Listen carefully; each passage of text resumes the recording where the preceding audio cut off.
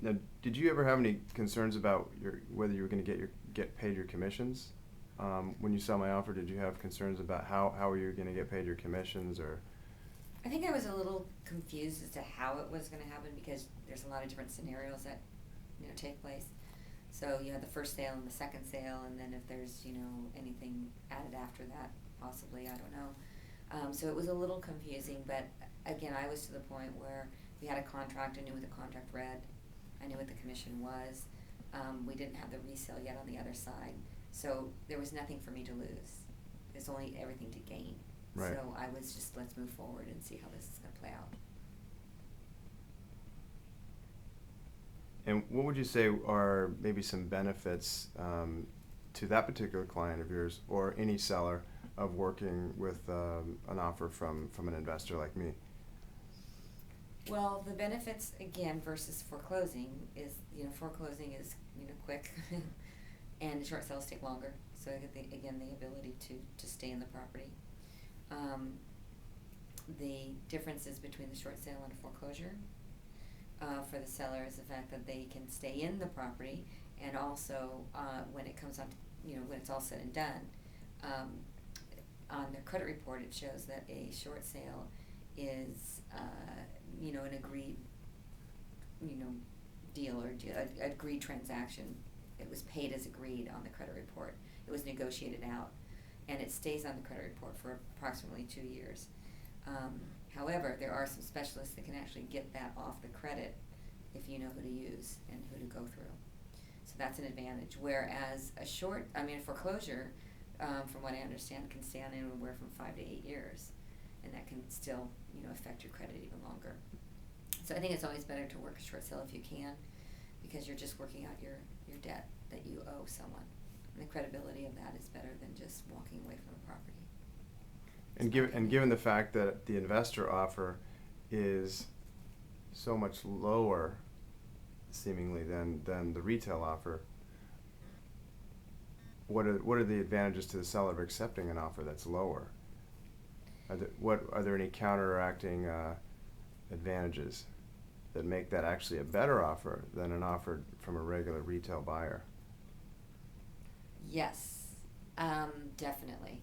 Because of the fact on Mesa Ridge we had 6 different buyers, it's easier for me to sell to my clients now when I go out and I have a listing appointment and I know we're going to be up against a short sale, is to say, I've got your buyer. I can have a buyer to you tomorrow, which is a big advantage. And that buyer is not going to go away. He will stay here till the bitter end until we get it closed. And what I explained to them is that when we have it, if we don't do it, if we just put it on the market and we don't have this investor buyer come in, the chances are we may lose our buyer, and the chances are pretty high because buyers don't want to wait around so long. So if that's the case, then you got to start all over from square one when you get your new buyer. And or you may be up against a foreclosure and you don't have that buyer right away, and you need to get a buyer in a month.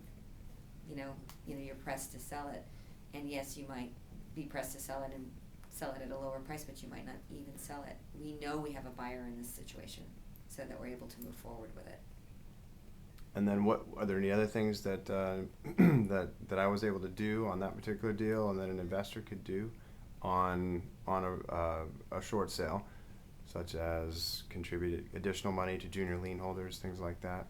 Yes, that's the beauty of this, is that I would think for the most part that your commission is pretty much protected. A lot of times the banks will negotiate it.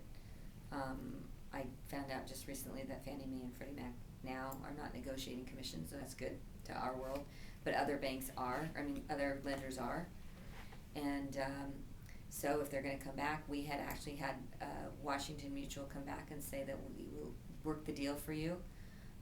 We had a negotiated deal, but they only wanted to give us 3% commission to share between buyer's agents and seller's agent.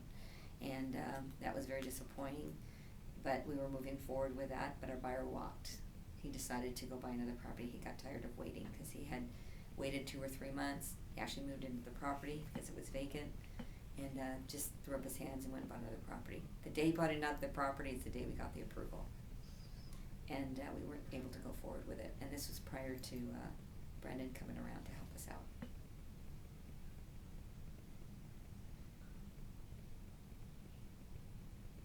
What are some of the other questions or concerns that you think sellers have with regard to short sales? Anything else you can think of?